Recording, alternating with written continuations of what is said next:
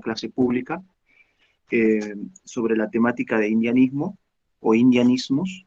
Eh, es una clase que está, digamos, corresponde a la cátedra de filosofía política dentro de la Facultad de Humanidades y Ciencias Sociales de la Universidad Nacional de Jujuy, ¿sí? La cátedra es brindada, digamos, es dictada, entre otros docentes, por Miguel Candiotti, ¿sí? Que es el docente que nos está cediendo el espacio, y yo abierta y públicamente agradezco, digamos, este espacio que se está brindando, no solamente, digamos, para los educandos, las personas que, que son, digamos, los partícipes, los que están nutriéndose de este material para promocionar la materia, sino que se abre más allá, digamos, y bueno, digamos, a lo que estamos ahora, sí, nosotros, los que somos invitados e invitadas, eh, que bueno, yo he sido invitado por Carlos López, que luego seguro se conecta, y yo le agradezco también a él profundamente el contacto. Y bueno, comentarle esto, recalcar de que es una segunda clase pública, ¿sí? Sobre indianismos, y como invitados van a haber tres personas en esto, lo que se diagrama, digo, como exponentes, digamos, ¿sí? O los que van a exponer esta temática que los invita, que son Robin Suárez, que es un activista indianista, ¿sí? De Abrapampa, de aquí de San Salvador de Jujuy, de la región del Collasuyo, ¿sí? Lo tenemos a Maru Flores, ¿sí? Que es activista también indianista, eh, pero él, digamos, situado desde la ciudad de Alto, allá en Bolivia, en La Paz, ¿sí? Y por otro lado lo tenemos a Elvio Cabrera, ¿sí? También activista indianista, desde la ciudad fronteriza de La Quiaca, ¿sí?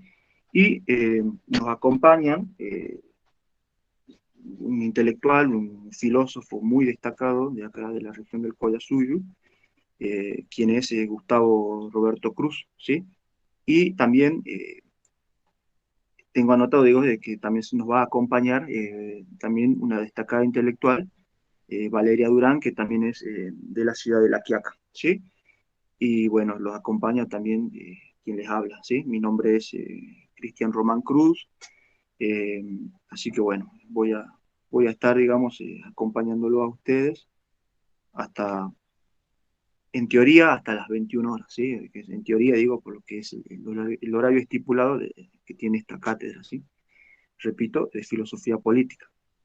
Eh, bueno, para empezar, digo, antes de que empiece el primer expositor, yo, digamos, quería aclarar algunos puntos que se habían hablado, tocado, mencionado, dialogado, expuesto en el encuentro anterior, ¿sí? En donde expusieron también Elvio Cabrera, también Robin Suárez y Amaru Flores. Y bueno, se tocaron, digamos, categorías que son muy fundamentales, digamos, ¿sí? Que conforman este corpus teórico del indianismo, como son raza, indio, ¿sí? El racismo, la conciencia histórica, que esto también había tocado Elvio Cabrera, son, digamos, cuestiones que son nodales, que son, digamos, columnas vertebrales en este diálogo, en esta constelación de ideas que conforma y que discute el indianismo, ¿sí? También otra proposición destacada e importante que se menciona siempre y se discute es esta distinción entre indianismo e indigenismo, que también la había esbozado Elvio Cabrera, ¿sí?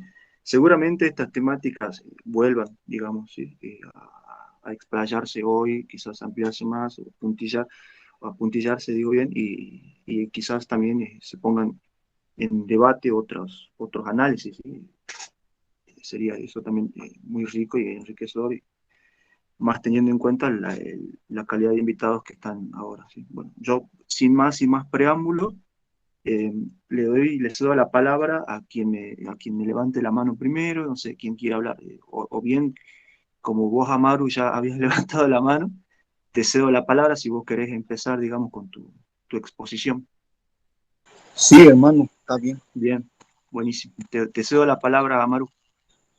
Askin Aruma Kibanaya, Latas, Cuyacas.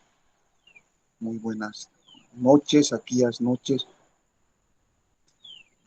un saludo en Aymara, también algo de nosotros. Mi nombre es Amaru Flores y por motivos de trabajo estamos ahorita en el oriente de Bolivia, ¿no? Y justamente estamos en contacto también con hermanos collas que prácticamente ya viven en en todas estas regiones, ¿no? Bueno, para empezar, eh, me gustaría empezar esta pequeña exposición planteando una pregunta muy básica. Eh, Actualmente, ¿es posible pensar más allá desde la izquierda o desde la derecha? Parece que el mundo gira en base a estas dos tendencias o ideologías, ¿no? Y justamente el, el indianismo va a nacer respondiendo a esta crisis. Primero, una crisis más desde nuestros pueblos, nuestros abuelos, pero también una crisis que se ha expandido a varias fronteras, ¿no? Sabemos que los collas somos una nación sin Estado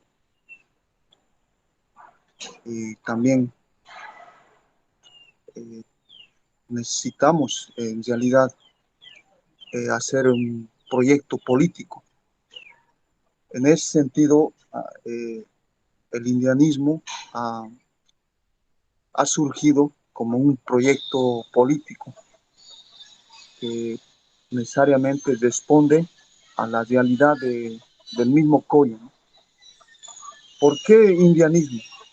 Porque eh, nosotros básicamente, el indianista lo que hace es utilizar el término indio, porque con ese término eh, nos han eh, subyugado. Eh, entonces, el indianismo lo que va a nacer es de la misma realidad de nuestros hermanos, de nuestros abuelos, ¿no? El indianismo en realidad nace aquí en estas tierras porque eh, prácticamente después de la colonización nuestros abuelos han visto, ¿no?, la forma como liberarse de la colonia. El, Uno de los primeros proyectos políticos que rescata el indianismo es el proyecto político de Tupac Katari, ¿no? 1781. Eh, Tupac Katari buscaba como tres alcances, ¿no? Uno quería liberar a nuestros abuelos, ¿no?, del yugo español. Quería una liberación. Él no hablaba de una descolonización, él hablaba de una liberación, es decir, alzar en armas y eliminar, ¿no? Eso era en ese tiempo, ¿no? Otro, eh, Otro punto del proyecto político de Tupac Katari es quería poner un gobierno o instaurar un gobierno indio, ¿no? Gobierno indio. El que gobierne sea un aymara, un quechua, ¿no? Y también otro punto que pregonaba siempre ha sido a partir de la cultura, ¿no? La cultura, es decir, la educación, eh, recuperar todo lo que la colonia había barrido, ¿no? Idioma, educación. Entonces, en ese sentido, eh, el indianismo se inspira, ¿no? A partir de estas luchas que han antecedido. Entonces, el indianismo tiene como parte, en realidad, de varios principios, se puede decir. Por ejemplo, eh, la izquierda, por ejemplo, inspirado prácticamente en, en Marx y otros pensadores, ellos lo que hacen es propugnan la lucha de clases, ¿no? Entre proletarios y burgueses. Entonces, el indianismo parte de otras categorías, por ejemplo, no parte de la lucha de clases. Lo que el indianismo parte es de la lucha de naciones, ¿no?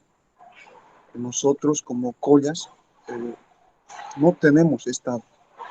Entonces, como no tenemos Estado, lo que propugnamos es una lucha nacional, ¿no? Un nacionalismo. Pero este nacionalismo también hay que revisarlo muy bien. Por eso el indianismo dice que la lucha es entre civilizaciones, ¿no? Entre naciones, en todo caso. Como nación, primero hay que liberarse. Después ya podemos tal vez hablar de lucha de clases, no es que no, pero lo primero es la, la lucha de nación, porque aquí en el caso de Bolivia eh, siempre ha fracasado, ¿no? La lucha de clases, ¿no? A partir de especialmente Partido Comunista, también otras tendencias del trotskismo boliviano, siempre han visto al indio como un objeto o como una carne de cañón. No lo han visto como un sujeto que pueda, por ejemplo, ser vanguardia, ¿no? La categoría, por ejemplo, campesino lo que hace es reducir a la aymara, ¿no? Como un pequeño burgués. Eso se ha analizado desde nuestros abuelos y siempre ha fracasado, ¿no? Porque en la vanguardia o en la revolución no habían, digamos, nuestros abuelos, ¿no? Quispes, Mamanis, Condoris, etcétera. Entonces siempre había un criollo. Entonces, en ese sentido, el indianismo tiene sus puntos de arranque, ¿no? Otro punto es muy importante, es la conciencia histórica, ¿no? La conciencia histórica permite revisar tu genealogía, ¿no? Es muy interesante. La conciencia histórica lo que hace es trabajar con la lengua, con la educación, con la cultura. La conciencia histórica permite que tú revises tu genealogía, ¿no? Así como los judíos tienen un árbol genealógico de miles de años, el reto para las nuevas generaciones, por ejemplo, el indianismo siempre predica a que nuestros niños revisen realmente de dónde, de dónde han venido, ¿no? Cuáles son sus abuelos, quiénes han sido sus abuelos, todo. Y en una de sus revisiones genealógicas van a encontrar que eran parte de todo una nación muy importante. La conciencia histórica permite más que todo pasar, se puede decir, revisar tu cultura. La carga cultural, por ejemplo, en nosotros los collas, es muy importante. Por ejemplo, eh, nosotros llevamos, pues, las mujeres llevan aguayo, ¿no? Aguayito. Y nosotros también llevamos chuspa. Eh, Cuando la mujer lleva aguayo, lleva cargado no solo a su comida, sino lleva su lengua, su educación, cómo hay que criar a los hijos, todo. El hombre también lleva, ¿no? En su chuspa, a veces lleva coca, a veces también algo de comida. Entonces, ¿dónde vamos? lo primero que hacemos es vamos con nuestra carga cultural, ¿no? Es decir, mi carga cultural. Y después de que eh, llego a un cierto lugar, no pierdo mi, mi carga cultural, más al contrario, lo, lo vuelvo un proyecto político. Una carga cultural siempre descarga en un proyecto político, ¿no? En el caso del Colla es eso. Por ejemplo, una carga cultural es también las danzas, ¿no? Que nos han acompañado por cientos de años. Y esas cargas culturales tienen, en el fondo, tienen un mensaje que lo que no ha podido callar la colonia, lo podemos rescatar a través de cuentos, a través de danzas, canciones. Y eso, la carga cultural, sí o sí desemboca en un proyecto político. Eso es muy importante para el Colla.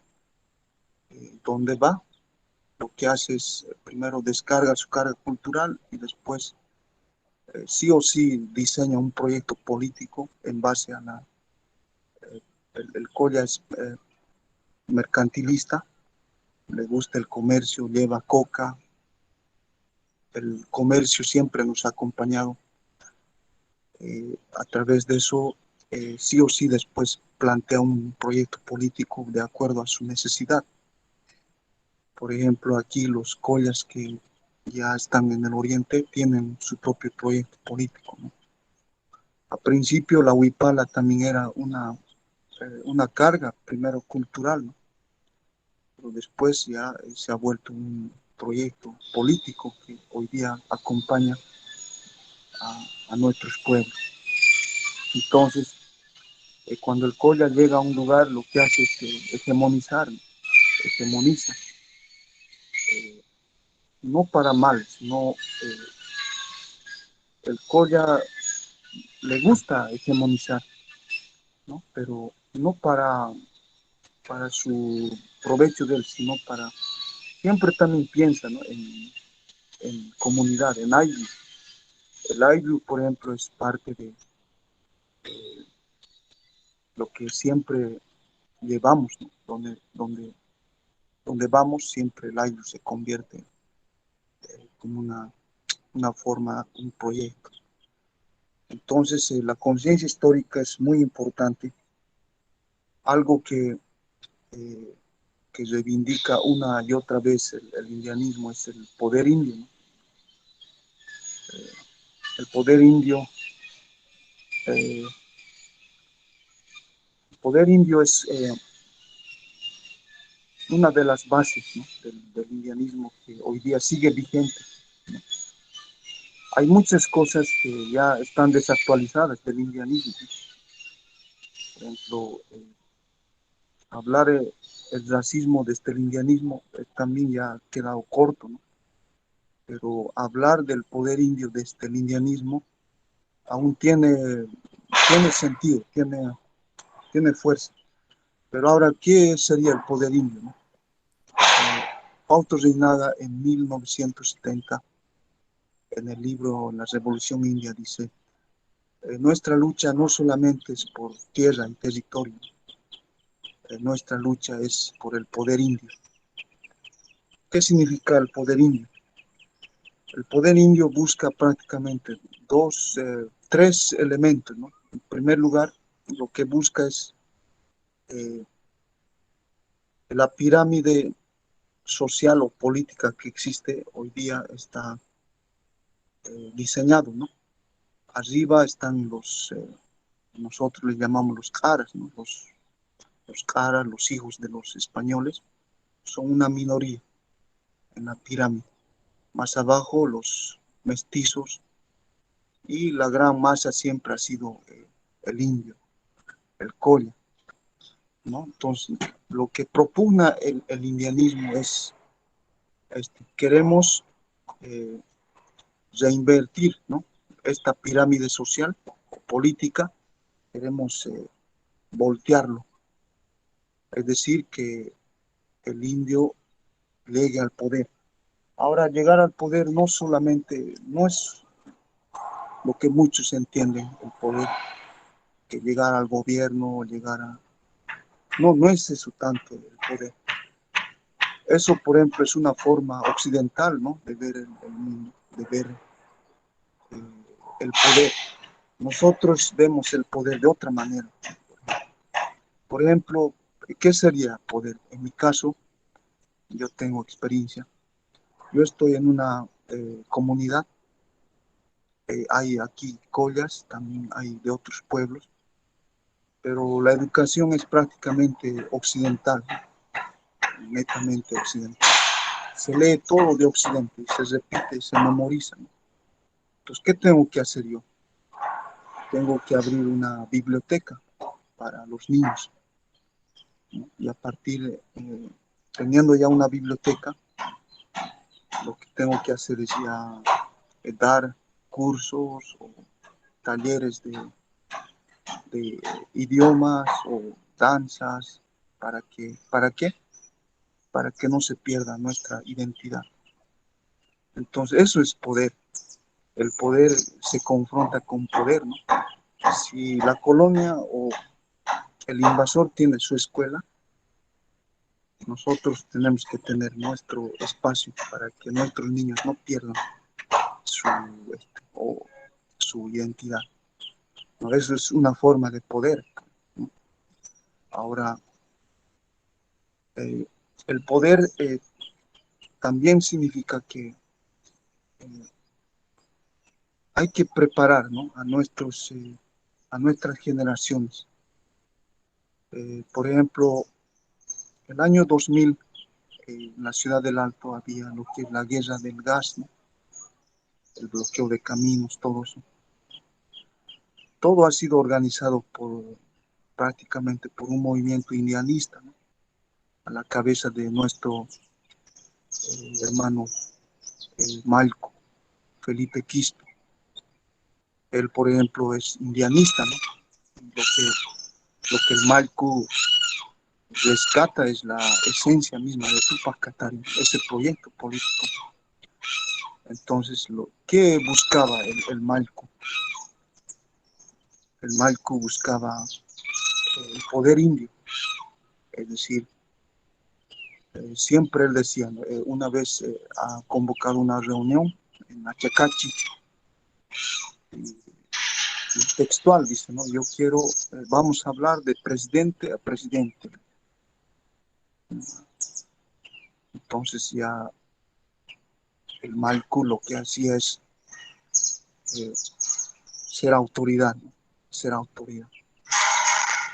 Entonces podemos ver en ese sentido que el 2000, 2003, hay un proyecto bien visible desde la ciudad del Alto, donde yo vivo, especialmente un grupo de aymaras jóvenes que van a hacer es, eh, van a reclamar su derecho a la educación. Antes del 2003, por ejemplo, a la aymara, al colla, se le veía simplemente como eh, un animal, ¿no? Una carne de cañón. También se le veía como objetos, como mano de obra barata, empleados, albañiles, cargadores. Para eso sirve el colla, decían. Pero el indianismo ha dado las bases, ¿no? para que, para que se cambie ese pensamiento de decir, nosotros queremos universidad, queremos formarnos, y por eso en la ciudad del Alto, en la guerra del gas, todo eso, eh, se va a consolidar una universidad, ¿no? Creada por los mismos aymaras, es la Universidad Pública del Alto. Entonces ya han pasado como, se puede decir, como unas más de 15 años. Esta universidad lo que tiene como tres principios también, ¿no? Rescatados del aire. Por ejemplo, en la universidad se practica el voto universal, ¿no? El voto del estudiante universitario es el mismo que del docente. Eso se practica en las comunidades, en el aire, ¿no? Otro, otro punto es la periodicidad de cátedra. Los docentes no pueden ser eternos, ¿no? Siempre, no hay docentes titulares, es decir, el docente siempre tiene que rotar, ¿no? Y en el aire también se practica eso. Hay rotación de cargo, ¿no? De cargo. Y otro principio que rescata siempre es la paridad, es decir, hombre y mujer, ¿no? En el aire también existe esto, que un hombre no puede ser autoridad sin su esposa, ¿no? Sin su mujer. Entonces, en la universidad también existe esto, a pesar que hoy día ya no con mucha fuerza que al principio, pero hoy día, por ejemplo, ya se puede ver médicos, mamanis, abogados condoris, arquitectos, eh, pedidos, ¿no? De nuestros abuelos, ¿no? En ese sentido, eso también es poder indio, ¿no? El poder indio es que medianamente, paulatinamente, vayamos tomando todos los espacios de poder. Por ejemplo, si antes existía un coronel Fernández o Bolívar, tiene que haber ahora un coronel Condori o Quispe, ¿no? Entonces, eso propugna el poder indio. Una de las bases muy importantes del indianismo es el poder indio, ¿no? El poder indio no solamente es descolonización, ¿no? La liberación, es decir, la liberación es paulatina, ¿no? Y hemos visto desde la experiencia cómo nuestros hermanos han ido eh, tomando espacios de poder y a partir de eso ya se proyecta un proyecto político. El indio tiene que dejar de ser indio, sí o sí, un día. Nuestras generaciones de niños ya no se les dice indio ni nada, ¿no? Ya no quieren ser indios. Entonces, ¿cuándo va a dejar de ser indio el indio? Cuando, cuando invierta o reinverta, ¿no? De la vuelta la pirámide social. Entonces, cuando ya tengamos la pirámide social a favor de nuestros hermanos coñas, tengamos un gobierno indio, tengamos un gobierno, presidentes con identidad, y también se propone una educación más para nuestros pueblos, pues ahí ya podemos hablar de la liberación del indio.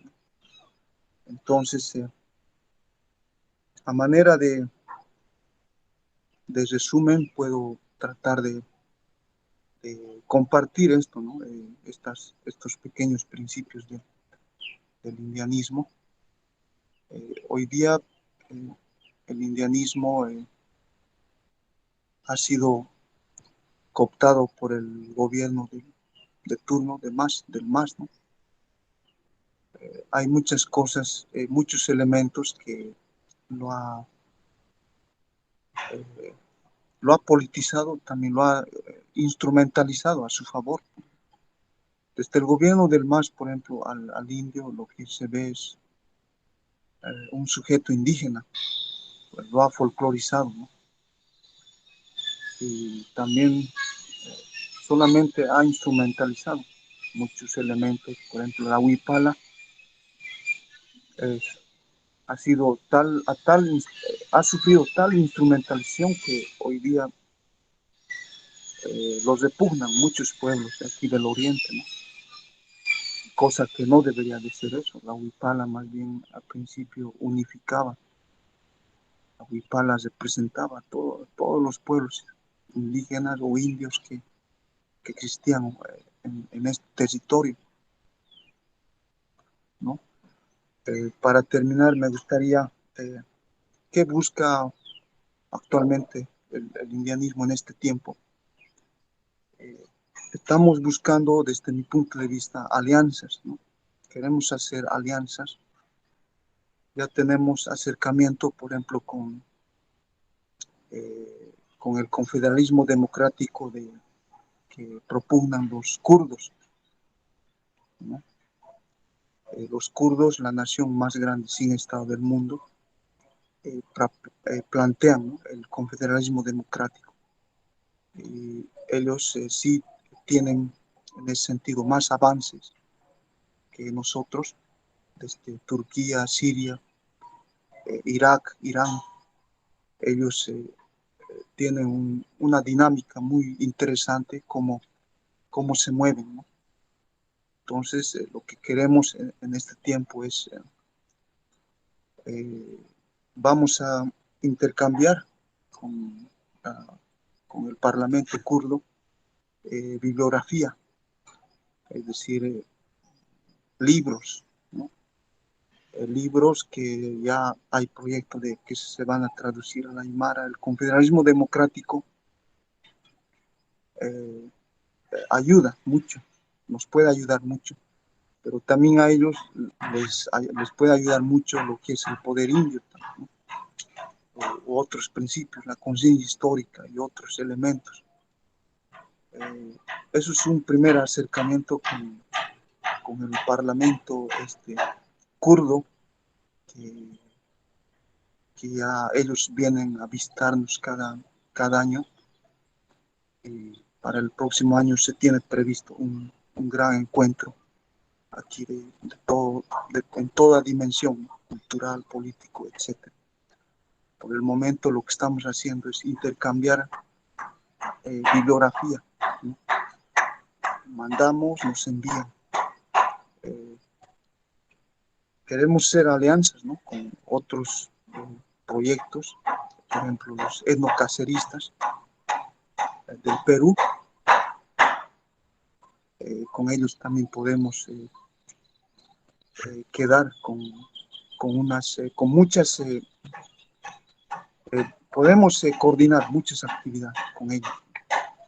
Especialmente tenemos mucho contacto con los hermanos Collas de Argentina.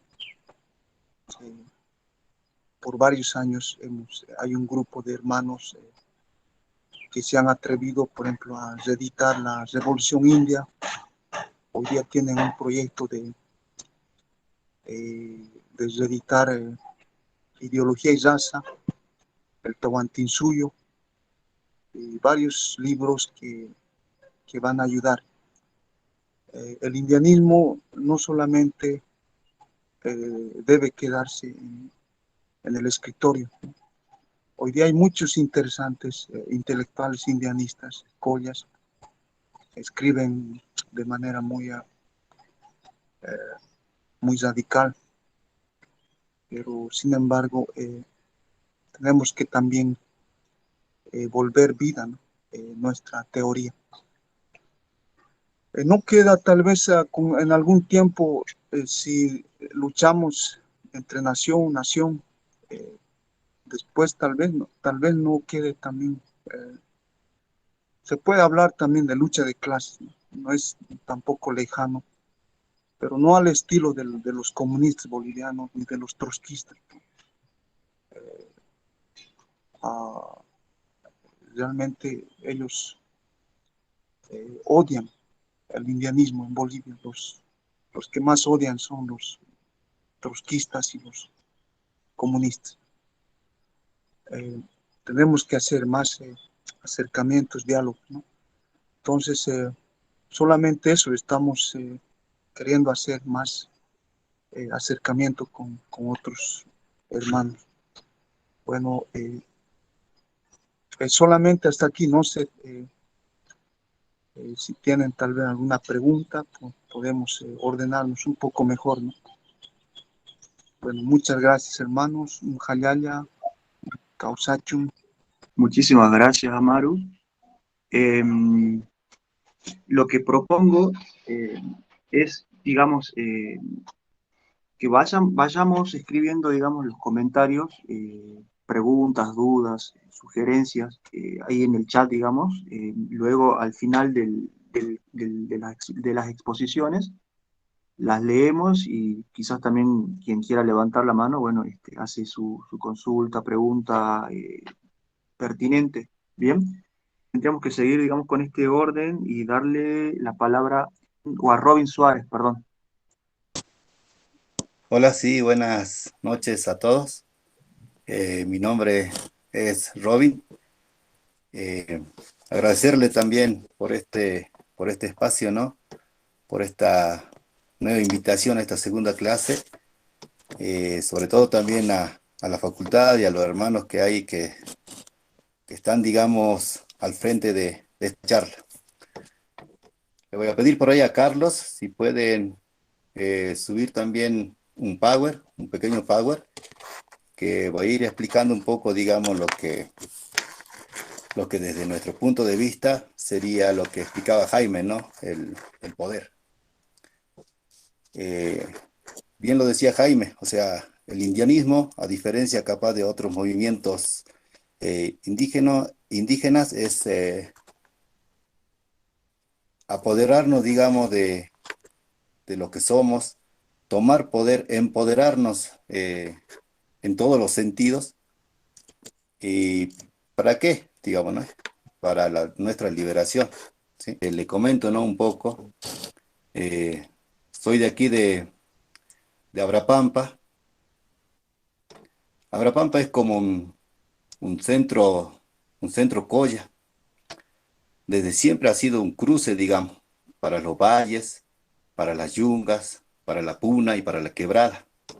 Para estos 4 pisos ecológicos, Abrapampa siempre ha tenido que ser un paso obligado de nuestros hermanos.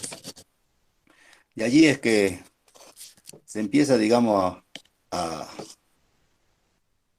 a repoblar este lugar. Es que nosotros, los de aquí, somos el 99%, venimos, digamos, de lo que se llaman las comunidades, ¿eh? Nuestras comunidades están asentadas aquí y en ese 99% también existen hermanos y hermanas que desde su nacimiento han tenido diferentes luchas, digamos, en defensa de lo nuestro. Un espacio geográfico como es la Puna, amplia en todo sentido también, también hasta en diversificación ideológica y política, cultural y religiosa. Eh, Me permito hablar desde aquí, ¿no? También convocando a nuestros seres, a nuestros apu protectores. Aquí nomás cerca nuestro está nuestro apu Huáncar y nuestro apu Catari. Son los dos apu protectores de este lugar, desde el cual estoy hablando, de Abrapampa. Como cada lugar también tendrán sus apus, sus seres protectores. Convoco, ¿por qué? Porque desde allí es que nos permite hablar, desde nuestra cosmovisión, desde nuestra identidad, desde lo que somos. Eso nos permite hablar desde nuestro sentimiento, ¿no? Desde nuestra cosmosentimiento. Porque si no, de otra manera seríamos simplemente intelectuales, letrados, leídos, como decimos por aquí, sin tener en cuenta todo este contexto, todo este bagaje cultural que nos han legado nuestros abuelos. Para continuar, eh, este Empower que se hizo también se puso en el encuentro del Collasuyo, un encuentro que desde su inicio, por el 2004, que se inició también justamente aquí en Abrapampa, ha tomado diferentes rumbos, ha visitado diferentes lugares, ¿no? de que nosotros reconocemos como el Collasuyo, ya sea Perú, Bolivia, Chile y bueno, lo que hoy es Argentina. Eh, para empezar, deberemos centrarnos en lo que somos, ¿no? Nosotros, los collas. ¿Qué es el colla, no? ¿Qué son los collas? Muchos por allí se confunden y nos creen que simplemente somos, digamos, si bien una raza o una cuestión cultural. El Colla es mucho más que eso. También en su amplitud nos identifica con una identidad política, cultural. Si nosotros tomamos al Colla como una identidad política, vamos a poder entender toda una, toda una visión, digamos, o toda una extensión de pensamiento, de identidad, de cultura, que se ha ido, digamos, conformando a través del tiempo. Por lo que el Colla, como toda cultura, no es estática, no ha sido ni va a ser estática. Entonces, actualmente el Colla está conformado en diferentes regiones, ¿no? Sobre todo en nuestro territorio, como decía al principio. Los Colla estamos aquí en la Puna, estamos en la Quebrada, en los valles y en la Yunga, hablando simplemente y solamente de lo que es Salta y Jujuy, en lo que por ahora es Argentina. Imaginémonos con el hermano allá en el hermano Jaime, hablando, ¿no? Desde la otra punta, ¿no? Del Collasuyo, como Colla también, y quizás no esté tan fresco como aquí, ¿no? Que ya se avecina una tormenta por aquí.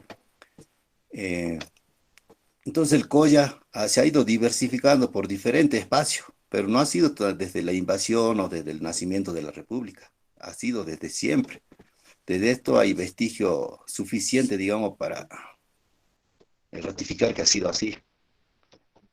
Hablando específicamente de lo que es en Salta y Jujuy, donde los Collas han sido, digamos, en un primer momento arrinconados, tanto por la invasión española como por la naciente república, hemos sido arrinconados, llámese en la quebrada, en los últimos rincones, en los valles, en las profundidades de los valles bajos, de los valles altos y en las profundidades de la Puna. Esto igualmente no ha sido suficiente para poder en un primer momento acallarnos y en un segundo momento querer alunarnos ideológicamente, políticamente. Nosotros nos reivindicamos como una nación. ¿Por qué? Porque tenemos todas las características de una nación. Andamos, caminamos sobre un mismo territorio. No hemos salido de nuestro territorio. Seguimos viviendo en el territorio ancestral que han vivido nuestros abuelos. Tenemos las mismas costumbres que han tenido nuestros abuelos, la misma cosmovisión. En un primer momento hablaban de los Apu, ¿no? Estos cerros protectores. Estos cerros protectores que están en nuestro idioma ancestral, ¿no? Como es tanto el quechua como el aymara, el, el Apu Huáncar y el Apu Catari. Tenemos toda una serie de tradiciones que se mantienen hasta el día de hoy, hasta en la cuestión económica. Muchas de los intercambios que se realizan actualmente han sido realizados por nuestros abuelos. Entonces, es toda una serie de cuestiones, como también la lengua, que se ha ido transmitiendo de generación en generación. Entonces, eso nos constituye como una nación. Eso es innegable a que somos y constituimos una nación. A diferencia de lo que es Argentina. Argentina, desde el vamos, no es homogénea, no constituye una misma costumbre, una misma tradición, más allá de lo que nos quieran hacer creer a través de la pedagogía o de la escuela, que por tener una bandera celeste y blanca, que hasta la cuestión del gaucho, la cuestión del fútbol, lo quieren hacer ver como una cuestión identitaria nacional. Y no es así, sobre todo en estos territorios, no es así. Entonces Argentina no vendría a conformarse como una nación. En todo caso, sería una nación ficticia, algo que quieren mostrar hacia la afuera y hacia adentro. Pero Argentina sí es un Estado. Argentina administra todos los recursos de los diferentes pueblos y naciones que lo constituyen. Y en nuestro caso, administra todos los recursos naturales de nuestro territorio, de la nación Colla. Por lo tanto, los Collas, nosotros, somos una nación sin Estado. No podemos administrar en su totalidad nuestros recursos. Pero y Argentina es un Estado sin nación. Para continuar, le pedí a Carlos que pase a la diapositiva.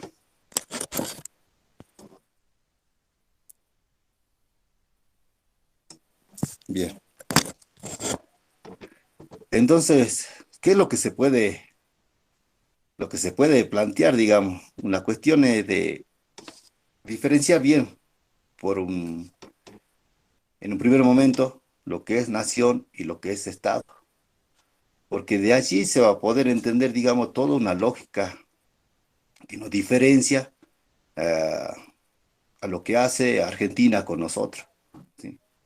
De allí se va a poder entender cómo ha sido todo nuestro proceso de lucha y resistencia durante más de 500 años. Cómo se ha ido conformando, digamos, un concepto de nación y a la que muchos hemos adoptado como nación Colla. Y cómo se va a ir adoptando también en el proceso otro concepto y término que capaz no es nuestro, como es el de Estado, ¿sí? Entonces allí podemos entender, digamos, la diferencia o lo que nos diferencia a nosotros como Colla de lo que es Argentina. Y es diferente a lo que pasa, por ejemplo, en la actual Bolivia o en Perú o en Chile. En dentro de nuestro contexto, eh, vimos, digamos, a través de todos estos años, la diferencia, a pesar de ser Colla, la diferencia de lucha que tenemos en común, digamos.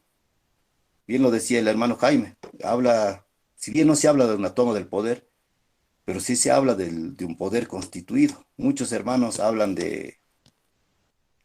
hasta de nuevamente como recolonizar el Estado, o sea, cambiar un Estado en el que está inserto el 90% de los hermanos Collas, tanto Quechua y Aymara y otras nacionalidades. Eso no se puede hablar aquí en la Argentina, por ejemplo, ¿sí? En Argentina, a pesar de haber habido muchos intentos por la toma del poder, tanto por la vía pacífica a través de las elecciones, y del cual en la actualidad sabemos y se ve claramente que hasta el momento no ha resultado. Entonces, nosotros proponemos no hablar de la toma del poder. ¿Por qué? Porque en una Argentina racializada, en una Argentina blanca, la toma del poder va a ser un poco hasta difícil, pero sí hablamos de la construcción del poder, de empezar a construir poder, también lo recalcaba eso Carlos, y empezar a constituir un poder mucho más amplio, un poder macro, ¿sí? Eh, si pasa a la otra diapositiva.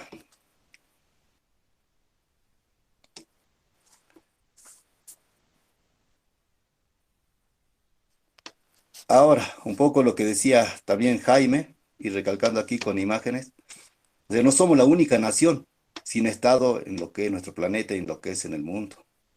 Existen infinidad de naciones sin Estado, como la más grande, lo que decía de los kurdos, pero otras también mínimas, que capaz que no hacen una cuestión reivindicativa de su propia nación, ni están conformándose como una organización mucho más macro dentro de su estructura. Entonces hay muchas conocidas, ¿no? Como la propia nación gitana, con sus símbolos, con su bandera, la nación de Cataluña, la nación kurda, la nación vasca, y estamos nosotros con nuestros dos símbolos claros, como es la huipala que tenemos a la derecha, la huipala de colores, como lo llaman muchos, y a nuestra izquierda, la huipala que especifica claramente a la nación Colla, sobre todo de de lo que sería el norte de Argentina, ¿no? Y también parte de Bolivia. Sabemos que es un símbolo que lo usa en diferentes fiestas y ceremonias. Esta huipala blanca que en uno de sus esquinas siempre tiene tiras de colores. Y la tira de colores unifica junto con el blanco los colores del arco iris. Nosotros hemos ido viendo a través del tiempo que esta huipala siempre lo levantaban las guarmis o las mujeres aquí en nuestra puna, sobre todo en época de verano, de agosto para adelante, sobre todo en las señaladas, en los carnavales que se hacen en época de verano, lo levantaban generalmente siempre las mujeres. Y nosotros nos poníamos a pensar, o sea, ¿qué es lo que está pasando? Y hacían un movimiento muy particular, que no se hace levantando otras banderas, por ejemplo, la bandera de algún club de fútbol o la bandera de algún partido político, ¿no? A pesar de lo que le sigo llamando bandera, como para que se entienda, pero estos son nuestros símbolos, ¿no? Nuestros símbolos sagrados, porque, o sea, no viene de ahora, digamos. Por ejemplo, la blanca se pierde en el tiempo. Y entendimos que la huipala blanca solamente lo usaban las mujeres porque era un símbolo de complementariedad. Este complemento entre hombre y mujer, ¿no? Entre macho y hembra. Se complementan simbólicamente, representando la huipala blanca al hombre, a lo masculino. Y era la mujer la que le portaba, ¿sí? Y haciendo estos movimientos particulares que decía que no se encuentran en otros, ni en clubes, ni en partido político, ni otra bandera que se quieran levantar, porque lo levantan eh, con un vacío, ¿no? Con un vacío total, solamente por levantarlo.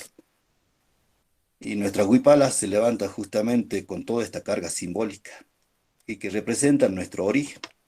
Nuestra guardia y nuestras mujeres, cuando hacen el movimiento con la huipala, están representando el movimiento desde arriba hasta abajo en forma de serpiente, en forma del rayo, en forma del con. Entonces, estos movimientos se hacen justamente en este tiempo, ¿no? De primavera, de verano, con las primeras lluvias y en pleno verano. Se hacen nuestras señaladas en rondas de copla y demás. Y en la ronda de copla, nuestras guarmas, nuestras mujeres, siempre, entre otros gritos, eh, también nombran, ¿no? A la huipala. Entre copla y copla, nuestras mujeres nombran a la huipala. Lo cantan, dicen huipa, huipa, huipala, huipala, huipala, dándonos aliento, dándonos alegría, que no estamos quietos, que debemos movernos, ¿sí? Entonces, toda esta simbología, como también tanto la huipala de colores, que ya hay bastante hablado sobre la misma, ¿no? Por eso es que no voy a hablar sobre eso, pero son estos dos símbolos que nos representan. O sea, está la huipala que representa lo masculino y la huipala que representa lo femenino. Esos dos símbolos representan a nuestra nación Coya, ¿sí? Uno inserto en el otro. Si tenemos solamente la huipala blanca, vamos a tener inserto la huipala de colores. Si tenemos la huipala de colores, en el medio la diagonal blanca, que separa también y viene desde arriba hacia abajo, en zigzagueante, representando también la serpiente y el rayo, está representada la huipala blanca, está inserta la huipala blanca. Entonces esto representa simbólicamente a nuestra nación, lo que fuimos milenariamente, ¿no? Ancestralmente. Si bien la huipala de colores ha sido sistematizada por un indianista como es el hermano Chuquihuanca y la que ha llegado hasta la actualidad, ¿no? Que esa es la forma que ha llegado y que se empezó a masificar. Y la otra huipala que decía que se pierde en los tiempos inmemoriales, no se sabe desde cuándo y hasta cuándo, pero digamos desde cuándo que vino, y sabemos que va a quedar por tiempo. Entonces esta huipala nos representa a una nación, y también junto a los otros símbolos y banderas que está representada aquí en esta imagen, somos, ¿no? Una nación sin Estado. Eh, lo otro, la otra presentación, Carlos. Pero también somos conscientes de que en el mundo siempre ha habido, no ha sido estático, la cultura ni el mundo, nada es estático, digamos, todo es rotativo, ¿no? A pesar de nosotros que pensamos que estamos estáticos, estamos dando vueltas alrededor de nuestra galaxia. Estamos en movimiento constante. Y también nuestro cuerpo, nuestro espíritu, ni siquiera ni cuando dormimos, ¿no? Nuestro ajayo, que es nuestro espíritu, viaja, dicen nuestros abuelos, ¿no? Y por ahí se van, cuando tenemos algún susto, se van, y nuestros abuelos son los que se encargan de llamarlos de nuevo, ¿no? O sea, estamos en viaje, en movimiento constante. Asimismo también es eh, la construcción y la estructura territoriales, ¿no? De los estados como lo vamos conociendo. Muchos estados tradicionales se han ido transformando y han generado, digamos, nuevos estados. Desde el 48 con el Estado de Israel, después de la Segunda Guerra Mundial, hasta hace poco, ¿no? Hace menos de décadas que han empezado a generarse nuevos estados con su nuevo símbolo o sus nuevas banderas, ¿sí? Entonces nosotros planteamos desde allí, vamos pasando la diapositiva, Carlos. En estos nuevos estados, nosotros planteamos que es necesario, y lo plantea, digamos, también el movimiento indianista dentro de todas sus variantes, y también quizás dentro del movimiento indianista hay objetivos que, que pueden variar. Una línea del movimiento indianista plantea eso, que es necesario la construcción de un propio Estado, ¿sí? No lo puede plantear un movimiento indígena, no lo puede plantear un movimiento político, ideológico, tanto de la izquierda, o tanto de la derecha, o tanto del centro o popular. No lo va a plantear, ¿sí? Pero sí lo podemos plantear nosotros como Coya. Vemos esa necesidad de tener un propio Estado. Al ser una nación milenaria, eh, se ha visto que en el transcurso del tiempo ha habido intentos. Y uno de los últimos intentos, digamos, de construcción de organización macro ha sido lo que es el Tagua Inti Suyo. Mucho capaz que lo escucharon, mucho no. Tagua es cuatro, Inti es sol y Suyo es región.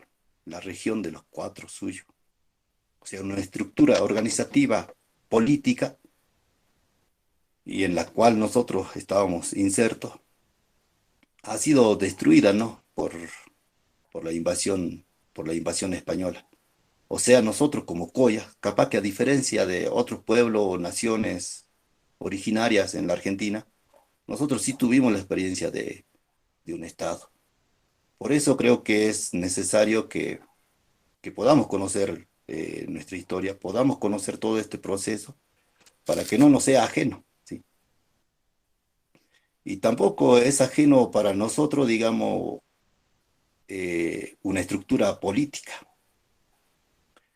Los ayllus, las comunidades, a pesar de haber sido muchas destruidas, se han ido transformando en el tiempo, destruidas por los españoles, por la invasión española, pero se han ido transformando, reubicándose en, con diferentes matices, no tanto en lo que es Bolivia como es aquí. Quizá en Bolivia se acentúa más la cuestión del ayllu con su estructura aranzaya, urunzaya, lo de arriba, lo de abajo, con lo que planteaba también Jaime, la cuestión del Gilacata, del Malcu, la estructura organizativa, ¿no? Que tiene la cuestión de rotativa en la constitución del ayllu.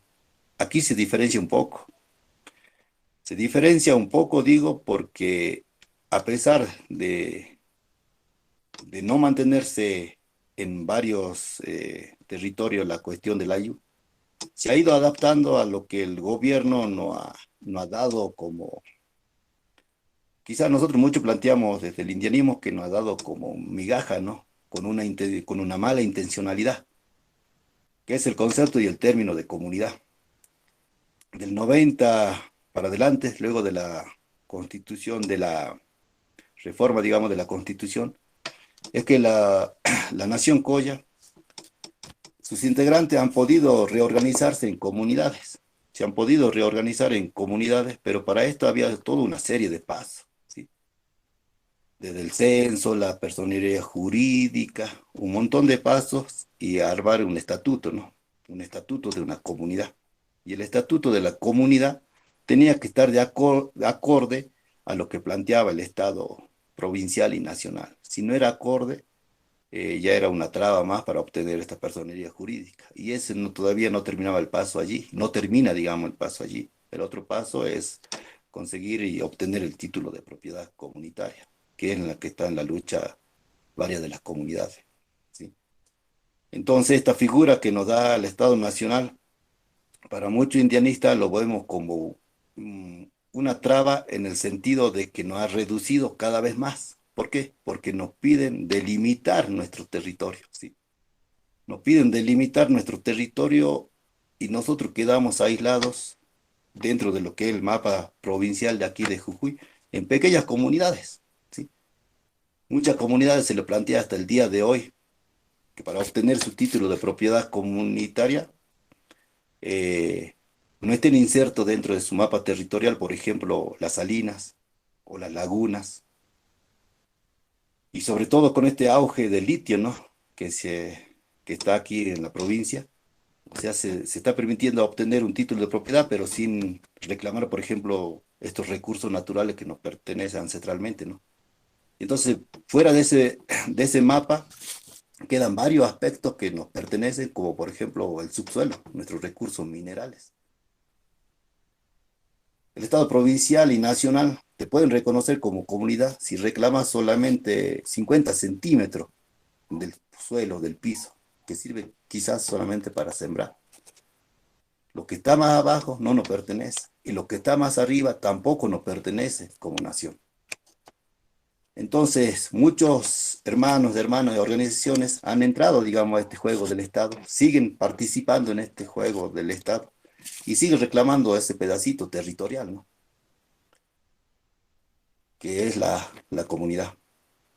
El indianismo plantea reclamar, constituir poder en todos estos territorios. Y aquí en Argentina, ¿cómo sería no constituir poder entre todo este territorio? Para el indianismo, reconstituir todo este territorio es constituir y empezar a crear, a construir poder a través de la construcción de un Estado. Un Estado diferente a lo que, diferente y semejante, ¿no? Algunos autores así lo llaman, a estos estados modernos. Y construir un Estado no es solamente el objetivo, es parte de un proceso, ¿sí? Parte de un proceso que nos llevará a algo mucho más macro, porque construir un propio Estado en Argentina será parte de un proceso en la que estaremos, digamos, aunando esfuerzos, uniendo ideología, uniendo estructuras políticas también con los hermanos de Bolivia, de Perú, de Ecuador y de Chile, ¿no?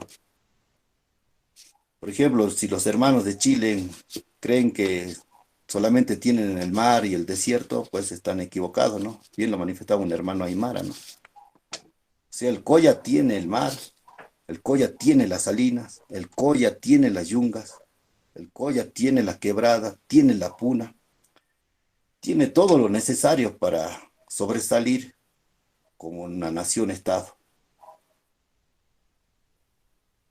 Entonces, lo que se plantea eso es en un primer momento, la construcción de un Estado en lo que es Argentina para ir aunando esfuerzos y en un futuro ni siquiera capaz que se llame Estado, ¿no? Porque va a ser diferente, digamos.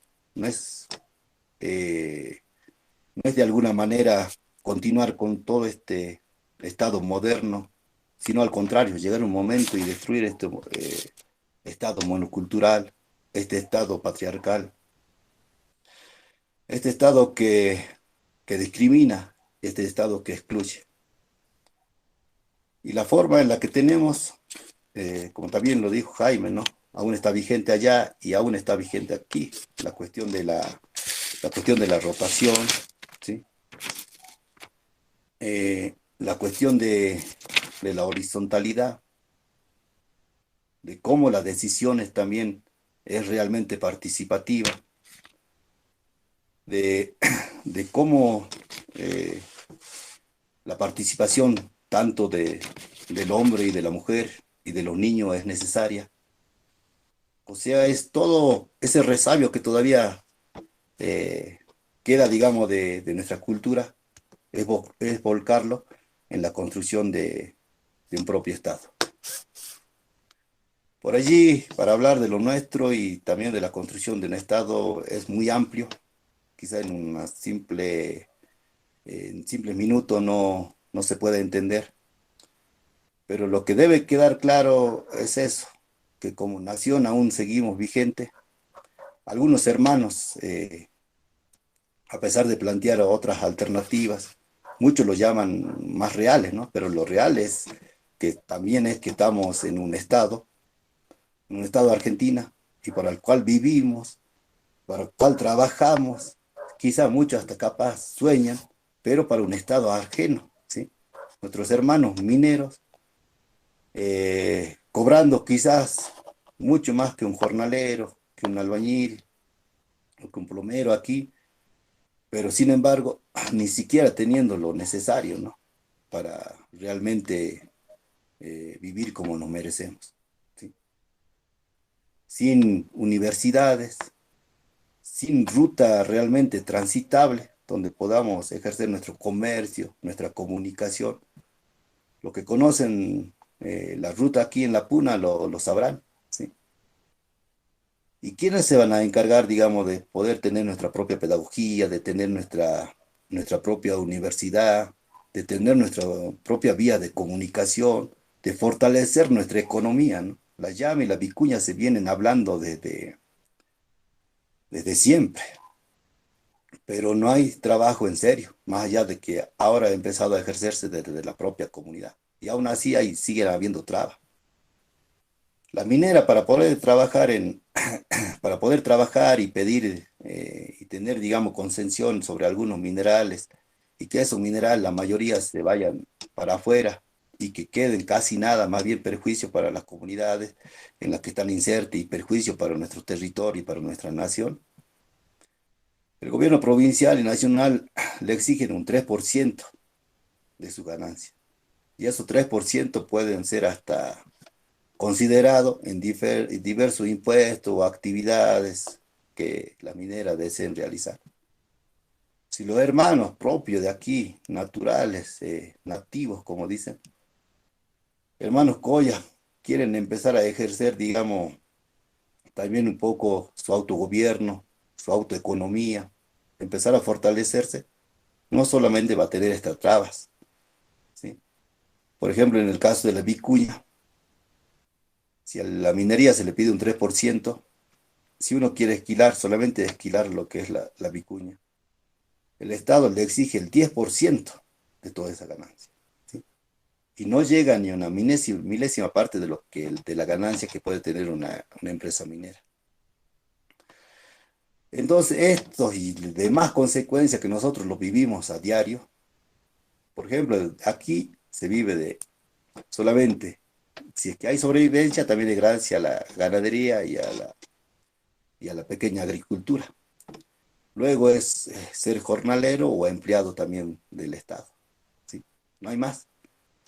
Entonces, si la nación Coya continúa solamente sobreviviendo o resistiendo, seguimos solamente pidiendo, digamos, porque el título de propiedad comunitaria nos permite vivir en un mínimo territorio, ¿sí? Son mínimos los territorios.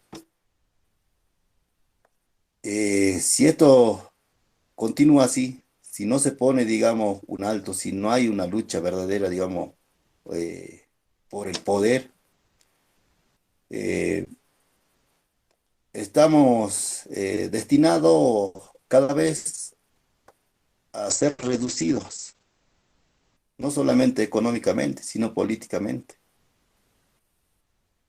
Entonces, desde esta parte del indianismo, nosotros creemos firmemente, digamos, en nuestra construcción ideológica y en nuestra construcción política, en nuestra herramienta política que es el indianismo. lo que nos va a llevar a nuestra liberación, ¿no? Y en el proceso, digamos, de la construcción de nuestro Estado, no necesariamente eh, todos nuestros hermanos van por esa vía, lo que decía un poco antes, ¿no? Nuestros hermanos están luchando en diferentes áreas. Eso también nos hacen grandes como nación. Muchos se han animado a participar con un partido político en elecciones, ¿sí? Muchos se han animado con nuestros abuelos a levantarse en armas, como en la batalla de Abra de la Cruz, aquí cerca, nomás en Cochinoca, en batalla de Quera. Muchos de nuestros abuelos han caminado hasta Buenos Aires reclamando nuestro título de propiedad comunitaria. Y, y últimamente muchos de nuestros hermanos se han profesionalizado, ¿sí? No perdiendo nuestra identidad, muchos de nuestros hermanos. Al contrario, valiéndose de esta profesionalidad. Tenemos abogados, enfermeros, doctores, abogados, técnicos, ingenieros, lo que sea, no perdiendo esa identidad y volcándolo en lo que es nuestra nación. Muchos hermanos se han intelectualizado. Tenemos libros también como el de Enrique González, que ha hecho toda una sistematización de lo que parte de nuestra historia y de nuestra lucha. Muchos hermanos, digamos, se han ido haciendo tesis y más libros, ¿no? Como también Gustavo Cruz, Valeria Durán, o sea, son hermanos Coya que han apostado desde su profesionalidad abarcar también parte de lo que es nuestro, lo ideológico y política. El Coya se caracteriza por eso, ¿no? De no darse por vencido a un vencido. Para muchos lo verán como una utopía la cuestión de un Estado. Eso lo dirán las futuras generaciones. Pero es recalcar lo que los hermanos vienen diciendo desde Tupac Katari, ¿no? Tupac Katari, Tupac Amaru. Volveremos y seremos millones.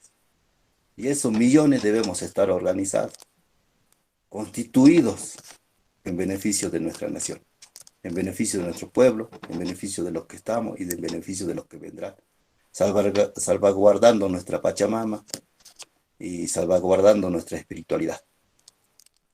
Así que, bueno, hermanos, para no cansarle más, también estoy a la espera de preguntas o dudas que se haya generado. Así que, bueno, muchas gracias a todos y estoy a su servicio. Bien, Robin, muchas gracias por tu aporte, por tu exposición. Eh, y bueno, también como había mencionado al finalizar de la exposición de Amaru, y también ahora por los tiempos, digamos, porque en teoría es hasta las 9 de la clase pública, los comentarios, los aportes de los que estamos también escuchando, lo vamos a hacer al finalizar, ¿sí? De ustedes, de los expositores. Así que bueno, continuaremos dándole la palabra, eh, remarcando también esto de Elvio Cabrera, que me llegó, digamos, un mensaje de Carlos informando de que muy difícil que se conecte Elvio, así que bueno, una gran pena de que no nos acompañe, no nos pueda, digamos, acompañar este Elvio, así que pasamos al, al siguiente orador y bueno, escucharlo a Gustavo, ¿sí? A Gustavo Cruz. Gustavo, buenas tardes, buenas noches, te cedo la palabra. Voy a hacer un comentario y pregunta sobre todo a los dos hermanos, a los cuales conozco personalmente y valoro y admiro. La discusión y la consulta es a los dos, pero sobre todo a Robin, que me pareció bien fuerte y clara la cuestión. Es la siguiente. Para la construcción del Estado Coya, el proceso de construcción del Estado Coya, ¿cómo lo ve él en relación a qué hacer con los estados coloniales, en este caso el Estado argentino y el Estado jujeño? Porque hay un debate interno, creo, dentro del indianismo, que es del linealismo de estos lados me atrevo a hablar porque no conozco bien no estoy en el debate ahora de la región del Collasuyo, hoy zona boliviana. Es la cuestión de si la destrucción del Estado, la construcción de un Estado Colla, podría devenir de, ¿no?, un proceso de eh, descolonización siempre limitada, pero descolonización del Estado argentino, por ejemplo, gestando una idea del Estado plurinacional argentino. Eso posibilitaría la construcción de un Estado Colla, o habría que tomar otros caminos, tal vez más radicales y de confrontación tal vez directa con el Estado argentino. Entonces, ¿cómo ante estas dos alternativas que creo que siempre están en tensión? Y yo, vos sabes, conoces, hablo desde la experiencia que no solo teórica, sino de la práctica política dentro de partidos políticos autónomos a los grandes partidos coloniales, me refiero al peronismo y radicalismo, y también autónomos de la izquierda, que intentamos la construcción de la autodeterminación de los pueblos, pero con ciertas lógicas de la democracia ahora vigente, ¿no? Y bueno, ¿cómo ves eso? Me interesa mucho tu reflexión, hermano. Eso. Gracias.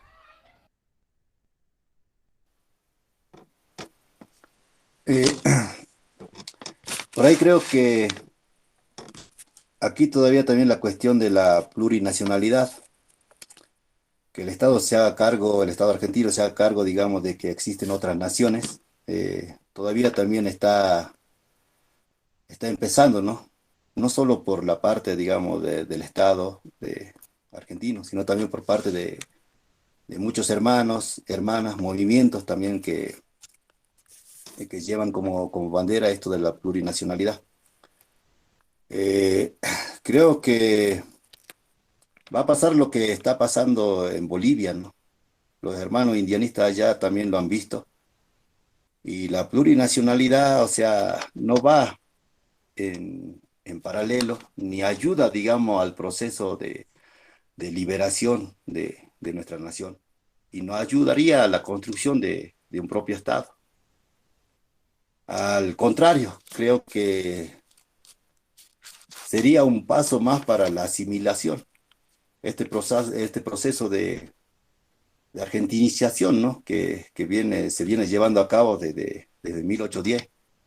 Por ejemplo, hay un ensayo también interesante que lo plantea una hermana de aquí, abogada, que es Silvana, ¿no? Que lleva todo un proceso de argentinización desde desde la construcción del Estado, pasando, digamos, por un proceso de choque, como ha sido la batalla de Abra de la Cruz a fines del siglo XIX, como han sido las diferentes delegaciones que han viajado a Buenos Aires, desde 1918 en adelante hasta 1946, que han sido el Malón de la Paz. Luego nuestra estructura organizacional es como que se empieza a debilitar de alguna manera. Y este proceso ha sido el proceso de argentinización. Entonces, este proceso de argentinización, con la constitución o construcción, digamos, de este nuevo Estado plurinacional, sería profundizar todo este proceso que todavía viene llevando a cabo, ¿sí? ¿Por qué? Porque hasta no nos permitiría, digamos, empezar a sentar la base para empezar a construir un poder o una estructura organizativa, política mucho más amplia de lo que hablaba con los hermanos de Chile, de Bolivia y de Perú. ¿Sí? Eso lo han visto los hermanos también en Bolivia, con un propio líder indio, ¿no? Como lo fue Evo Morales, dividiendo cada vez más la 36 nacionalidades, creo que es lo que se plantea en Bolivia como en nación, y todo el trabajo burocrático también que se viene llevando, ¿no? Recuerdo, por ejemplo, en una charla con hermanos dirigentes, lo vi por televisión, no es que estaba presente, pero Evo le decía, ¿no? Cuando el hermano planteaba diferentes puntos, temáticas para charlar y en el que Evo iba a estar presente, los hermanos dirigentes habían planteado la autodeterminación. en uno de los puntos, en otro punto era la educación, qué sé yo, la economía, infraestructura, salud y demás. Pero uno de los puntos, los hermanos se animaron a plantear la autodeterminación. ¿Sí? ¿Y qué es lo que planteaba Evo? Evo se enojó abiertamente, hay video, hay registros sobre eso, planteando que eso era digamos, dividir Bolivia y que nosotros como indios no podíamos hacerlo. ¿Sí? Imaginémonos, si eso lo dice un hermano eh, aymara, quechua, líder en Bolivia como lo es Evo, ¿qué es lo que va a plantear entonces aquí el Estado argentino? Porque es un Estado blanco, es un Estado gringo, es un Estado extranjero sobre nuestra tierra. Va a plantear lo mismo, ¿sí?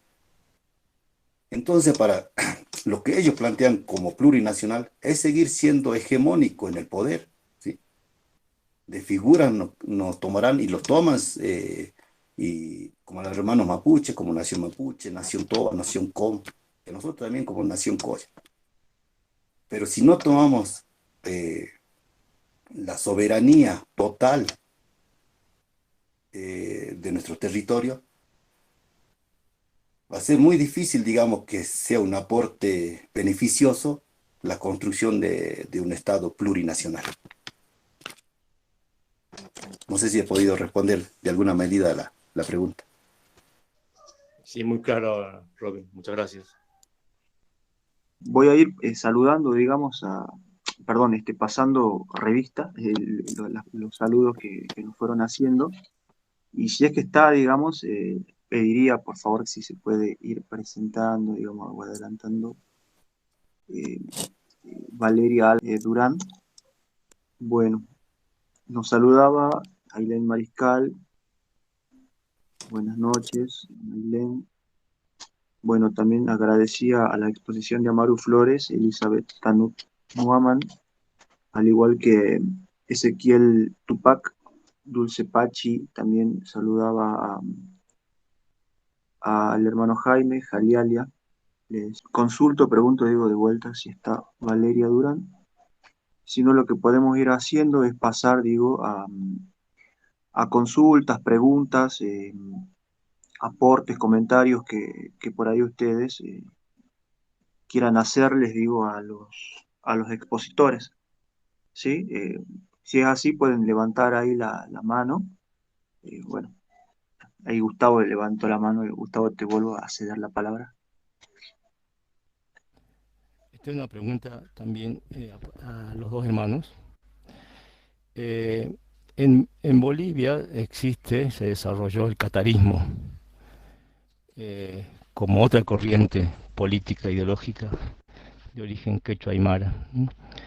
Eh, y, por ejemplo, yo me sigo al hermano Pablo Mamani, el sociólogo, que explica y que muestra que el catarismo es como una ala blanda y que pacta con muchos sectores y eso hace que termine atrapado a veces en lo peor, ¿no? Como por ejemplo con el gobierno de Sánchez, Gonzalo Sánchez de Lozada, que tuvo un vicepresidente catarista. Pero el catarismo tiene una gran influencia dentro del sindicalismo y también en la construcción política. Y la otra ala, que sería la ala más dura, radical, es la indianista, ¿no? Y acá en las zonas nuestras, pensando en esta división entre catarismo e indianismo, eh, habría también una corriente más pactadora y más que sin perder cierta autonomía ideológica y política que el catarismo la tiene, pero logra, bueno, tiene como estrategia eso, el pacto con sectores no indios y ahí construye sindical y políticamente. Entonces, ¿cómo ves esa diferencia acá, Robin? Y la pregunta al hermano Amaro es, la diferencia entre catarismo e indianismo, ¿hoy sigue vigente? Cómo es planteada hoy en el actual contexto? Eso. La pregunta es muy necesaria, importante. Eh, el catarismo y el indianismo en realidad nacen, ¿no? Casi en el mismo tiempo. Eh, donde se ha manifestado con más claridad ha sido en el momento en que se han presentado en las elecciones, ¿no? Por la vía democrática. El indianismo tenía su propio partido político, ¿no? En este caso, y también el catarismo tenía también su propio, su propio partido político, ¿no? Ahora, para empezar, la diferencia sería el indianismo, lo que pregona es el poder indio, ¿no? Es un elemento que sigue vigente. Y también lo que el indianismo es esa ala más radical, se puede decir, ¿no? Es decir, no negocia, no pacta con otros agentes, ¿no? En cambio, el catarismo eh, eh, puede ser más flexible, puede llegar a ciertas negociaciones con otros partidos. Ahora, lo que pregona el catarismo, en realidad hay varios tipos de catarismo, ¿no? También en Bolivia. Cada, cada grupo se ha hecho un determinado tipo de catarismo. Por ejemplo, hay un catarismo que nace con el sindicato, ¿no? Con Genaro Flores. Y ese catarismo era más sindical. Y Genaro Flores ha sido un líder muy interesante en ese sentido. Eh, pero también hay otro tipo de catarismo, ¿no? El catarismo de Untoja, es más liberal, ¿no? Eh, Hay otro catarismo, también catarismo de Qatar y de academia. Entonces, lo que hay que distinguir es, aquí es por catarismo, ¿por qué? O por Tupac Katari o por el nombre mismo. En realidad más es por el nombre. Ellos han tomado el nombre Aymara. Katari significa víbora o serpiente. Entonces, ellos han tomado eso como un elemento que les identifique. No tanto así la lucha de Tupac Katari, porque la lucha de Tupac Katari es netamente proyecto indianista, ¿no? Entonces, hoy día hubo intento de varios jóvenes de tratar de fusionar, digamos, el indianismo y el catarismo. Había varios intentos, uno de ellos es por el movimiento indianista catarista, que ha reunido varios jóvenes y han intentado agruparse, ¿no? Fruto de eso hay una buena academia de pensadores también que se han formado en espacios como la Biblioteca de Fausto Reinaga, en la Universidad del Alto y en otros espacios más. Entonces han habido intentos de unir, pero hoy día no es notorio el catarismo, no es notorio porque el catarismo ha sido reducido más por el discurso de Fernando Untoja, ¿no? Y Fernando Untoja tiene un discurso muy liberal, ¿no?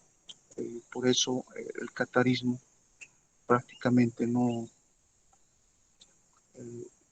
no tiene fuerza, a no ser que Untoja pueda ir a los collas así personalmente y pueda exponerles, porque Untoja también tiene ideas muy interesantes, ¿no? Muy interesantes, pero sin embargo no tiene alcance. El indianismo es más empírico, por ejemplo, con la muerte del Malku, han surgido miles de indianistas, ¿no? Que nunca tal vez se habían reconocido como indianistas, pero con esa muerte de hecho, de por sí se han reconocido como indianistas.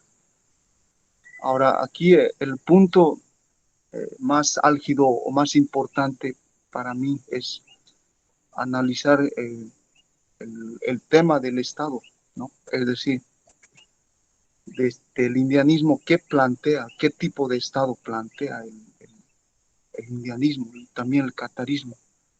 Porque sabemos que el Estado es una organización institucionalizada, ¿no? Que ejerce violencia, coerción. El Estado planifica, el Estado organiza, el Estado hace todas las reglas de juego para la ciudadanía o para su pueblo.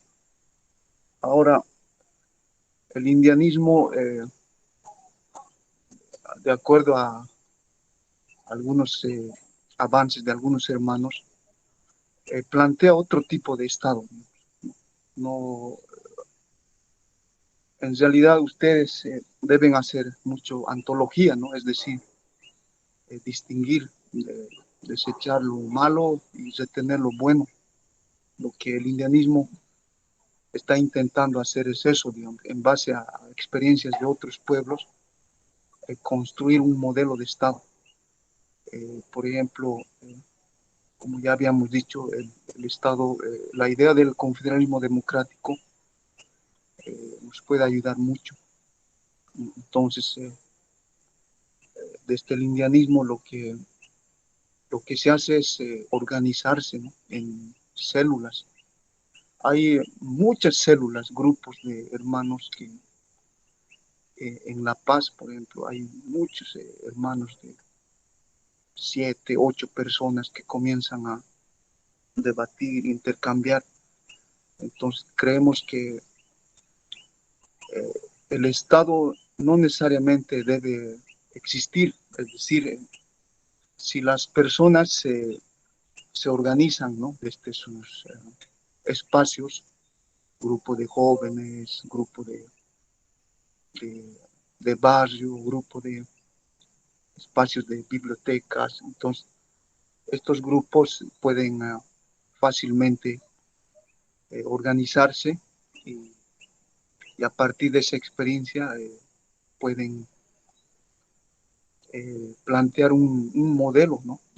de Estado, porque estamos fragmentados en Perú, Chile, Argentina, Bolivia, y los estados que nos rodean son fuertes, ¿no? Son estados republicanos que, que pregonan, eh, tienen su propio tipo de estado, ¿no? Su propio, por ejemplo, el indianismo puede plantear un, un modelo de estado, pero desde, desde el AILU.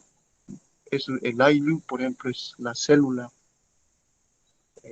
natural en el cual un colla se organiza. El AILU permite organizarse, ¿no? Eh, el AILU, por ejemplo, gira todo en base a primero a elementos culturales, identidad cultural, después se politiza la cultura, sí o sí, politiza a través de proyectos. Entonces, en cambio, el catarismo no tanto busca una ideal de Estado. Para ellos el Estado está bien, ¿no? Está bien. Eh, lo que sí hay que cambiar es las relaciones de, de economía. Eso propugna, por ejemplo, un Toja. Es decir, eh, el Colla o especialmente el Aymara es netamente una persona que se dedica al comercio, ¿no? Al comercio. Entonces, a partir del comercio lo que hace es hegemonizar, ¿no? Y una vez que hegemoniza, eh, compite, ¿no? Con otros con otros tipos de capitales, ¿no? Por ejemplo, el Colla actualmente, el paseño, está compitiendo ya con capital de los burgueses, entre comillas, los de la zona sur, ¿no? Que manejan buen capital. Entonces, los collas lo que están haciendo es comprar bienes y servicios en la zona sur y fruto de eso los ricos están trasladando a otros espacios, ¿no?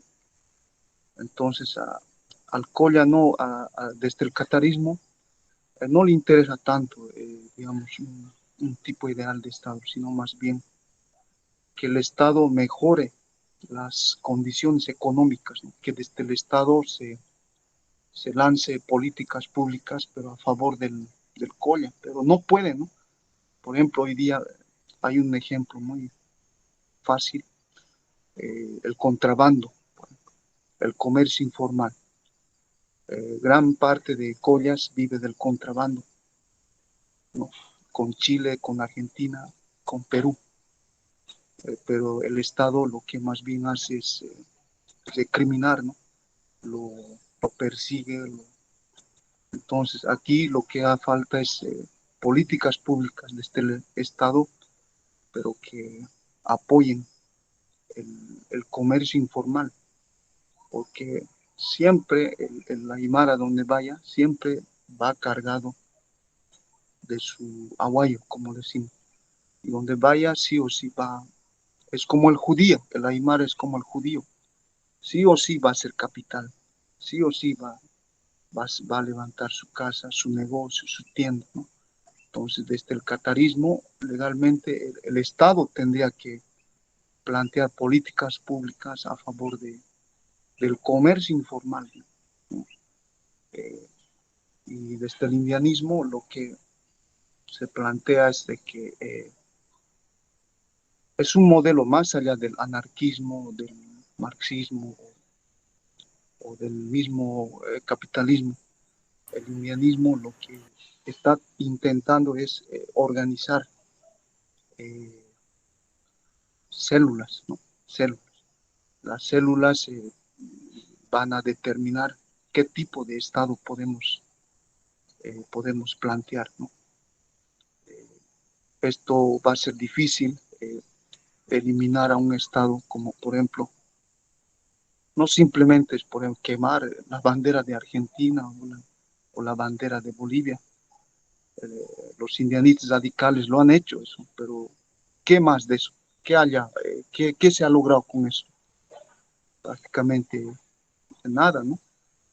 Eh, Más bien, lo que, eh, lo que hay que reorientar es por eso organizarse desde las células. Desde las células hay que organizar los niños a través de proyectos. Por ejemplo, yo veo en Argentina un buen proyecto, los de Yactamasi, ¿no?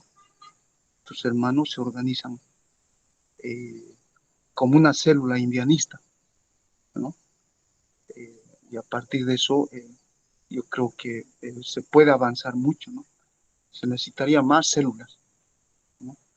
Entonces, lo que hay que discutir es el tipo o modelo de Estado que se plantea, ¿no? Solamente eso. Por la pregunta digo que también la había dejado abierta para Robin si está. Por ahí para tratar de responder un poquito, y quizás algunos todavía no están entendiendo, ¿no?, la cuestión entre indianismo y catarismo. Como lo planteaba Jaime, digamos, es también una forma de organización ideológica y política nuestra que nace de nosotros mismos, como el indianismo. Creo que hasta ahora son las dos únicas formas políticas e ideológicas que nacen desde el seno de nuestra cultura, de nuestra nación. Así que es importante también tratarlos, tanto el indianismo como el catarismo, ¿no? A diferencia de otras ideologías y política que muchos hermanos lo han tomado, muchos lo hacen carne todavía, eh, pero que el indianismo y el catarismo más bien lo han visto como enemigos que van en contra, digamos, del desarrollo de nuestra cultura y de la nación, ¿no? Como son los diferentes partidos políticos. tradicionales, tanto como la izquierda y la derecha, y lo del centro o popular. Por ahí el hermano Gustavo planteaba, ¿no? Si aquí se podría gestar o o los diferentes movimientos o actividades, objetivos que llevan a cabo diferentes hermanos y organizaciones, sobre todo lo que es en Jujuy, Salta o lo que es en Argentina, podría compararse a lo que es el catarismo, ¿no? La otra línea de pensamiento nuestro.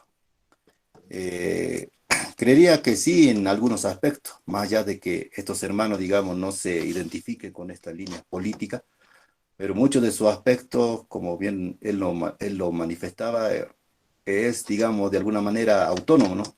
Quizás en el pensamiento y en la manera de actuar. Pero la diferencia radica capaz en el, no tanto en el poder, porque creo que también algunos hermanos indígenas, más allá de que no se llamen catarista o impulsen, digamos, este pensamiento, han planteado la toma del poder. La diferencia radicaría más en que el catarismo, sobre todo aquí en Argentina, si que existiese, eh, está planteando, digamos, conformar dentro de algo ya armado, de una estructura armada, conformarse dentro de la misma, ser parte dentro de la misma. Si hay un gobierno municipal, ser parte del gobierno municipal, si es ser parte del gobierno provincial o quizás, como muchos soñaron, hasta ser parte de un gobierno nacional. ¿Sí? Pero quizás, eh, no sé si para transformarlo. Y lo que el indianismo plantea es no ser parte, es construir el propio poder y transformar lo que existe, transformar lo que ya está. Sea desde pequeñas organizaciones, organizaciones barriales, organización de comunidad, organizaciones municipales, comisionado, o provincial o nacional. ¿Sí?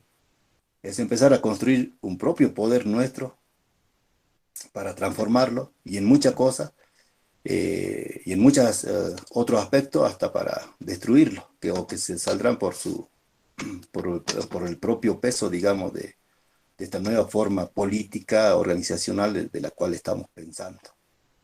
Entonces, el resumen para responder al hermano, eh, creo que no solo, no solo es posible de que se geste, digamos, otro movimiento, de que estos movimientos eh, se inclinen hacia una posición más catarista, que una posición, si se quiere, más conciliadora, y a la que muchos hermanos están activando, ¿no? En este sentido, sino que capaz que hasta es necesario, digamos. ¿Por qué? Porque nuestros hermanos, no todos son indianistas ni tampoco lo van a hacer. Y nuestro aspecto de lucha es amplio y uno es de esta forma, ¿no? Y los hermanos y hermanas lo están llevando a cabo y bienvenido sea, porque es en beneficio de nuestra nación. No sé si es la construcción de un poder o la construcción de un propio Estado, pero sí es en beneficio político para el bien de nuestra nación. Dadas las respuestas, y ya, bueno, en teoría quedándonos 7 minutos para el cierre de la clase, de esta segunda clase pública, yo consulto por ahí si hay alguna pregunta, comentario, sugerencia, algún aporte que quieran hacer desde el otro lado. Eh, si no, bueno, es motivo ya de ir concluyendo eh, esta clase y bueno, leo el último mensaje que escribieron de César Angulo y dice: buenas noches, gracias por las exposiciones. Y bueno, eso también recalcar nuevamente, ¿sí? Agradecer de vuelta eh, a los expositores, ¿sí? A Robin Suárez, tanto a Robin Suárez como a Maru Flores, y bueno, y también agradecer los comentarios, los aportes de Gustavo, ¿sí? Que es un intelectual, valga aclarar, que también, digamos, está volcado a esta temática, ¿sí? Que nos cita hoy, que es indianismo. También agradecer desde mi lugar a la Cátedra de Filosofía Política, fundamentalmente a Miguel Candiotti. Agradecer también a Carlos López, que, bueno, que fue quien me invitó, y de vuelta seguir construyendo esto, lo que se plantea y lo que se estuvo gestando y ustedes lo estuvieron viendo, oyendo, que es el debate, bien, el debate de esta filosofía que es de aquí, de nuestra región del Colla Subiu, y bueno, seguir en esta en esta construcción teórica que yo, a mi entender, considero que no se acaba, no es muy difícil que se acabe, así que está muy interesante. Aquí Jorge Serapio nos consulta, primero dice gracias por la reunión y quería preguntar dónde podemos recuperar, perdón, el video que grabaron. Intuyo que se va a subir en distintos sitios, ¿sí? Ahí está, ahí Miguel levantó la mano y seguramente nos va a responder con mayor claridad. Miguel. Sí, buenas noches. Quería agradecerles también a todos los expositores y los participantes en general y aclararles que la grabación va a quedar subida a un canal de YouTube de la página de la Cátedra de Filosofía Política de aquí de la Facultad de Humanidades de la UNJU. Y ahora voy a poner el nombre de ese canal de YouTube en el chat para que ustedes puedan localizarlo fácilmente mañana o pasado ya va a estar subido. Ahí pueden acceder también al encuentro del año pasado si les interesa. Muchísimas gracias de nuevo. Bien, Miguel, muchísimas gracias a vos. Ailén Mariscal también nos escribió y nos dice, muchísimas gracias, interesantísimas exposiciones. Bueno, y también esto, ¿no? Agradecerles a ustedes, a los participantes también, a los que están del otro lado también escribiendo, saludando, escuchando, nutriéndose también de esta nueva teoría, perdón, mal dicho, mala nueva teoría, de una teoría quizás invisibilizada, ¿sí? Por esto también lo que mencionaban en algún momento algunos de los expositores, por el saber, ¿sí? Académico, el saber occidental, que por lo general viene parte de la base desde el jardín de infantes o antes, ¿sí? Se nos imprime esta matriz colonial del saber, y bueno, se invisibiliza esta teoría con una clara intencionalidad, desde luego, y bueno, está bueno ponerlo en debate, poner en la mesa de diálogo y dar a conocer también a otras personas, ¿sí? Eh, Así que bueno, yo desde mi lado agradecido, sin más que decir, si hay algo más para cerrar, algún aporte también de los expositores, y de Gustavo, y de alguna otra persona, bienvenidos. Yo, por mi parte, los saludo, buenas noches, muy encantado también de escucharlos. Bueno, Bueno, de mi parte, agradecerte a ti, Cristian, a Carlos y a la cátedra, ¿no? También al profe por esta segunda clase. Y es como tú dices, ¿no? O sea, esta parte, digamos, que pertenece a nuestra historia, ¿no? O sea, el Colla no solamente somos el poncho, somos la copla, nuestro canto y nuestras llamas o nuestra agricultura. El Colla es mucho más, es como dice Fausto Reinaga, ¿no? El Colla es tierra que piensa. Y en este pensar es que se ha ido conformando, digamos, este pensamiento indianista, este pensamiento que ha salido desde nuestra propia Pachamama, como lo llaman los hermanos. Así que agradecer a ustedes, a la cátedra, para sacarnos un poquito de la invisibilidad, este pensamiento nuestro y en el cual muchos hermanos están abocados en diferentes lugares, ¿no? Ya hemos visto a los hermanos en la actual Bolivia, en Chile, y aquí también, ¿no? Los hermanos en Salta, conformándose como movimientos, Salta la India, Fuerza India, los hermanos en Buenos Aires, los hermanos de Juventud Andina en Mendoza, ¿sí?